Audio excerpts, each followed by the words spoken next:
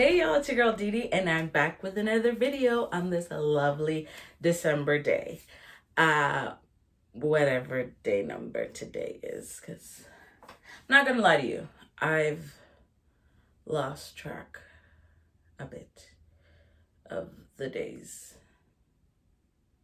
But anywho, I wanted to talk to you today about some interesting facts about Christmas that I'm not even sure a lot of us knew about, because there were a lot of them that I didn't know about.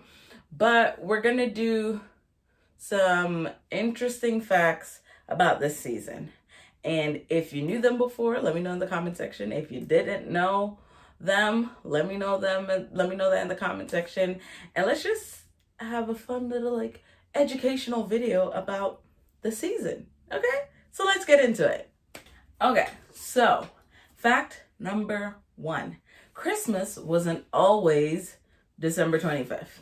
So, as some of us may know, there's no record of December 25th in the Bible, even though that's a date we use to celebrate the birth of Jesus. However, it is believed by many historians that Jesus was actually born in spring. So for those of you who didn't know that, isn't that interesting? Fact number 2. I know a lot of people say the buying of gifts during the Christmas season is paganism. Well, gift giving is both Christian and has both Christian and pagan origins, right? So Christians may have grown up learning that giving gifts mimic the 3 wise men who brought gifts to Jesus, but other traditions say that it has pagan roots or origin, so offering gifts to other gods. Now, so that was fact number 1, fact number 2. Fact number 3, the Christmas tree actually came about by Prince Albert. Do you know who Prince Albert is?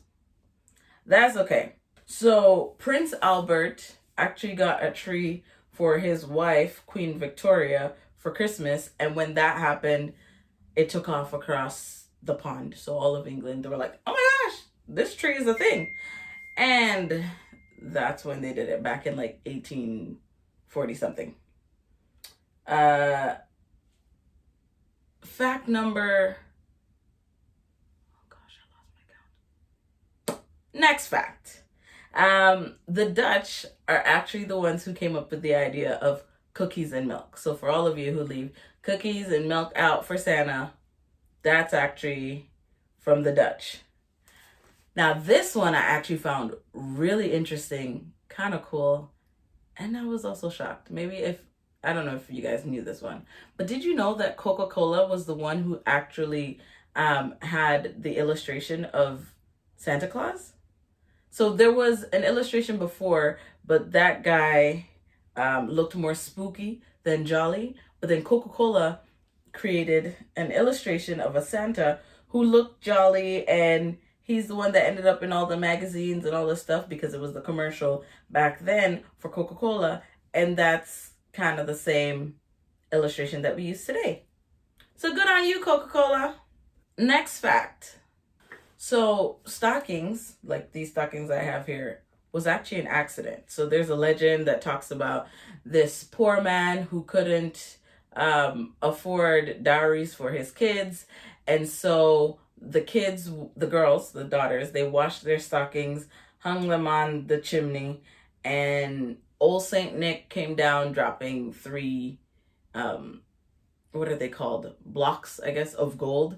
And that's how the stocking thing became a tradition.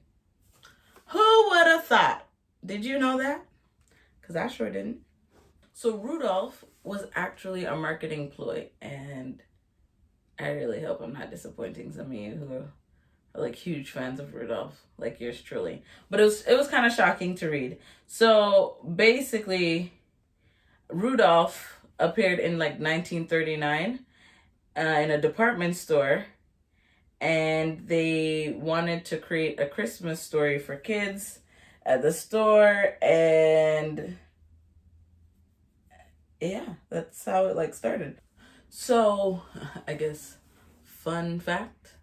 So, as we all know, that we've all heard, Black Friday is Black Friday because it helps businesses get from the red to the black. It's one of the busiest shopping seasons of the year. We hear all of that.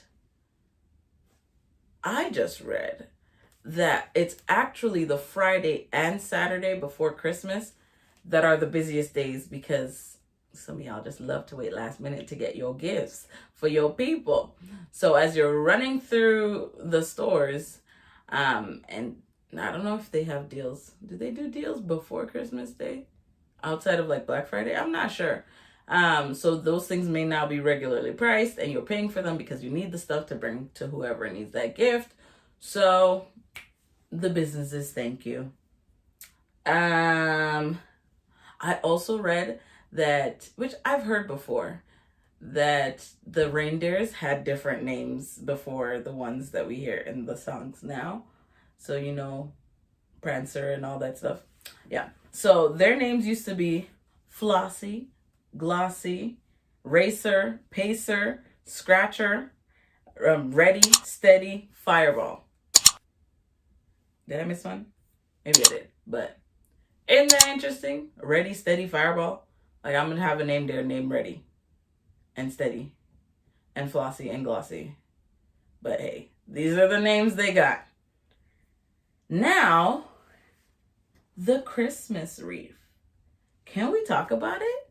Oh my goodness, I actually didn't even know that there was so much like depth to this thing. Like this one little circular item that sits behind me. It has so much thing to it. So it's circular because it's meant to represent the crown of thorns that Jesus wore. The red berries that you can't see. Oh no, this one doesn't have it, but it's in my garland. The red berries that usually come on it, that's meant to represent the blood that was spilled or that was shed, and it's just an entire symbol to remember the reason for the season. Who would have thought? Like, that's why this one little thing was created. That's kind of cool. Now, what's your favorite Christmas song? Like Christmas carol? You may say Dashing Through the Snow. You may say Rudolph the Red-Nosed Reindeer. You may say Jingle Bells.